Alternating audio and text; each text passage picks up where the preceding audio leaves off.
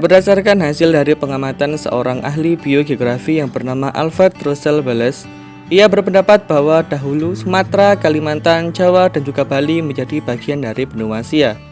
Hal ini dapat dibuktikan melalui perairan dangkal yang dulu diperkirakan merupakan dangkalan Sunda yang memiliki peran dalam proses persebaran flora. Flora di wilayah ini disebut sebagai flora tipe asiatis. Begitu pula yang terjadi pada wilayah Maluku dan Papua yang dulu menjadi bagian dari benua Australia yang dibuktikan melalui dangkalan Sahul. Di antara kedua dangkalan tersebut terdapat perairan dalam yang terdapat di perairan sekitar Pulau Sulawesi, Kepulauan Nusa Tenggara, dan juga pulau kecil di sekitarnya. Kawasan ini kemudian disebut sebagai peralihan. Selanjutnya, Wallace membagi wilayah Indonesia berdasarkan persebaran floranya menjadi 3 garis hayal, yaitu garis Wallace, garis Weber, dan juga garis Lydekker.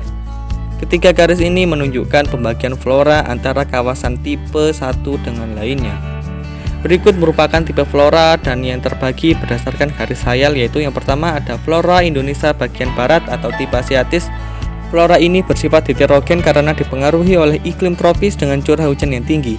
Contoh flora ini antara lain yang pertama ada Meranti, Kemuning, hutan bakau, rawa gambut, rotan, dan juga jati.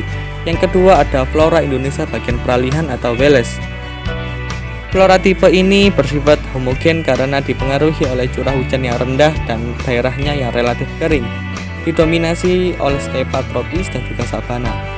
Contoh flora tipe ini antara lain anggrek, cengkeh, cendana, pala, dan juga eboni.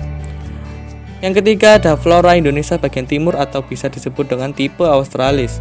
Flora tipe ini didominasi oleh hutan hujan tropis dan hutan pegunungan. Contohnya flora tipe ini antara lain matoa, pohon sagu, pohon nipah, dan juga hutan bakau. Nah, bagaimana? Mudah kan? Sekian dulu materi pembelajaran yang bisa saya sampaikan. Bila ada kritik, saran maupun request materi yang perlu dibahas bersama, silahkan cantumkan pada kolom komentar di bawah.